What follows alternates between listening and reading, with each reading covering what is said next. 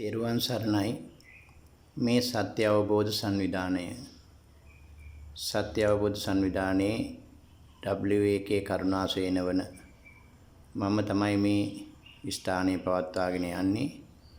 මේ ස්ථානයේ පවතින්නේ හොරණ මාරගහයන කියන ප්‍රදේශයේ.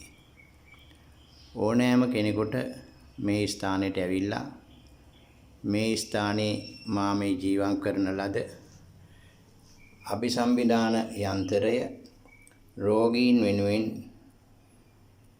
පළඳවනවා, ජීවම් කරලා දෙහි කපලා දොස් හැරලා ජීවම් කරනවා. මෙන්න මේ ආකාරයෙන් මේ වගේ සුරේක බහලා. ඒ වගේම ජලනන්දන යන්ත්‍රය අමනුෂ්‍ය දෝෂ ඇති අයට මේ තියෙන්නේ ජලනන්දන යන්ත්‍රය. මේ තියෙන්නේ අභිසම්විධාන යන්ත්‍රය. එතකොට ජලනන්දන යන්ත්‍රය අමනුෂ්‍ය දෝෂ තියෙන අයට තමයි ඒක වැඩිපුර පලඳන්නේ. සිහිනෙන් බය වෙන, සිහිනෙන් කෑගසන, සිහිනෙන් ඇවිදින, ඒ වගේ ඇඟේ පතේ කැක්කුම් තියෙන, එක එක තැන්වල බර කරන සමහර අයගේ ඒ අමනුෂ්‍ය දෝෂ ඇති වුණාම තමයි අමනුෂ්‍ය ඇඟට නැගලා තමයි ඒවා කටයුතු කරන්නේ. ඒ වගේ අයගේ ඇඟේ ඉන්න ওই අමනුෂ්‍යයන් අයින් කරලා දෙහි කපලා දොස් හැරලා මේ ජලනන්දන යන්ත්‍රයක් පලඳනවා. ඒ අය අයින් කරලා. ඒ වගේම මේ පෙනෙන්නේ අනන්ත බුදුගුණ සිහි කරලා මෛත්‍රී සිතින් වශී කර ගැනීම කියන යන්ත්‍රය. මේ යන්ත්‍රය ලියලා තියෙන්නේ තුන් ලෝකාග්‍රව තථාගත සම්මා සම්බුදුරජාණන් වහන්සේට වන්දනා කිරීම, දේවබඹුන් වහන්සේට වන්දනා කිරීම, ඒ වන්දනා කරලා ඒ පින හේතු කොටගෙන ඒ තමන් කැමති කෙනා ලං කර ගැනීමට ප්‍රාර්ථනාවක් කිරීම තමයි මේකේ තියෙන්නේ. ඒ වෙනුවට තවත් කරන්න කීප කටයුතු කීපයක් තියෙනවා. එක තමයි මුලින්ම අපට එවලා හඳහන තමන්ගේ වේලපත් කඩේ අප වෙත එවලා අපට ඒක බලලා අපි ඒ හඳහන බලලා අපි ඒකට මොකද්ද වෙන්නේ කියලා බලලා තමන් කැමති ඒ ගෑනු ළමයා තමන්ට හරියනවා නම් පමණයි මේ යන්ත්‍රය දාන්නේ. එහෙම නැත්නම් ඒ යන්ත්‍රය දාන්නේ නැහැ. ඒ යන්ත්‍ර දැම්මත් ගන්න බැරි කෙනා, ඒ කියන්නේ ගැන නොගැලපෙන කෙනා ඒ සම්බන්ධ කරන්නේ නැහැ. අපි එහෙම හොඳ නැහැ කරන්නේ. ඒක නිසා එම නිසා ඒ විශේෂයෙන්ම හඳහන එවන්න ඕනේ කැමති කෙනෙක්. ඒ වගේම හඳහන එවලා හඳහන බලලා ඒකට අදාළව තමයි වැඩ කරන්නේ. විශේෂයෙන් බෝධි පූජාවල් කරන්න අවශ්‍යයි. කොහොමත් ඒ අපල තියෙන නිසානේ එහෙම ප්‍රශ්න ඇති වෙන්නේ.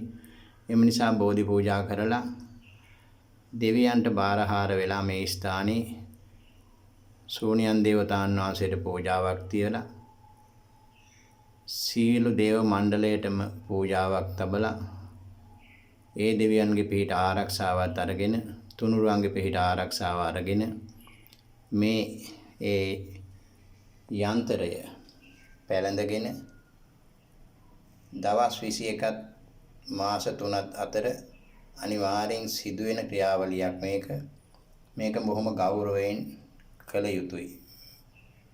මේ යන්ත්‍රය පැලඳගෙන අපි මේක කරන්න කියන්නේ දවසකට 3 වරක්. රැයට බුදිය ගන්න ගියාම උදේට නැගිටින්න කලින් දවල් නිදහස්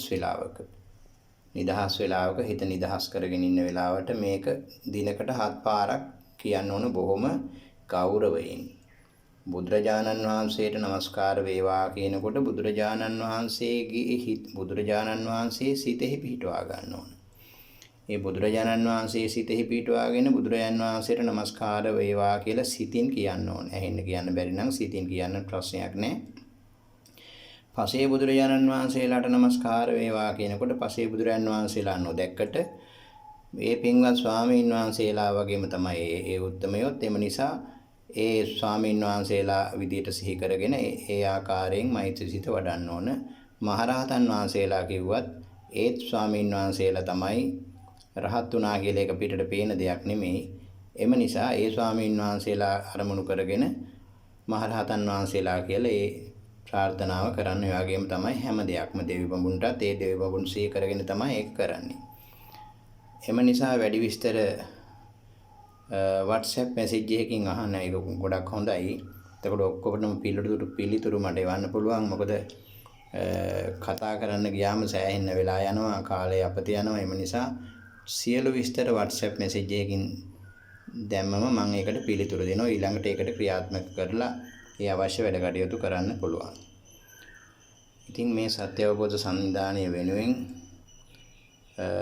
මේ සියලු දෙනාටම කරන්නා වූ තවත් එක් සේවාවක්. එහෙමනම් සියලු දෙනාටම තෙරුවන් සරණයි. යහපතක්ම වේවා.